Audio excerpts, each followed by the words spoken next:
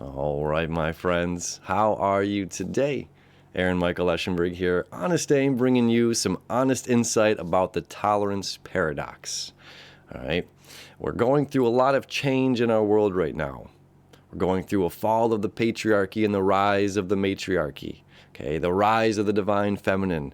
We're going through a change in tradition, a change in religious ideologies of what belief systems that we have, a change in our governments, a change, many changes are going on right now in our society and at the world at large. Okay, so a lot is up for question, and there's a new way of living, a very spiritual path in a certain sense, and this concept of tolerance, that we must be tolerant of all things. Okay, so to come to this tolerance paradox, let's say this group of people that are in here, all of these people in here, okay, this society, this group of individuals are tolerant of all things.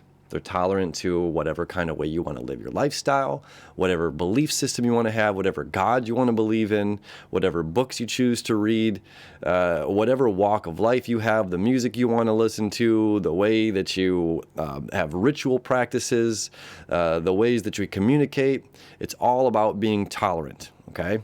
So in order for this group to be completely tolerant, to have a completely tolerant society, open to all of these views, all of these things, the tolerant individuals, the tolerant society must be intolerant to those who are intolerant, okay?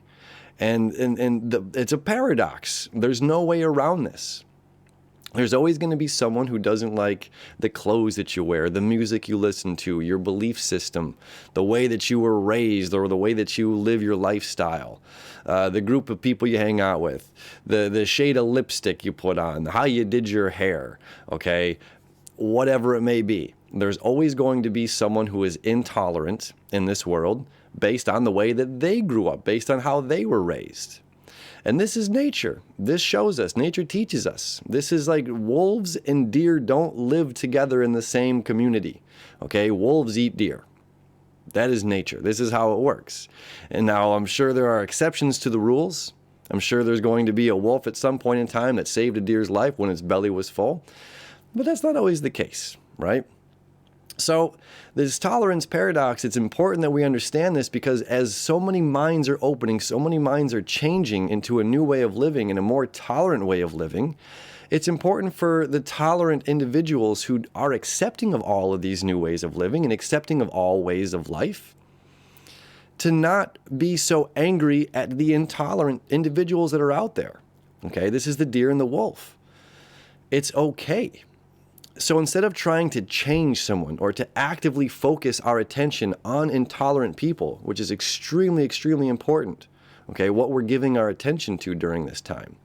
Okay, so instead of trying to change other individuals to be tolerant, to look at our viewpoint, understanding that the tolerant group is intolerant of intolerance, right?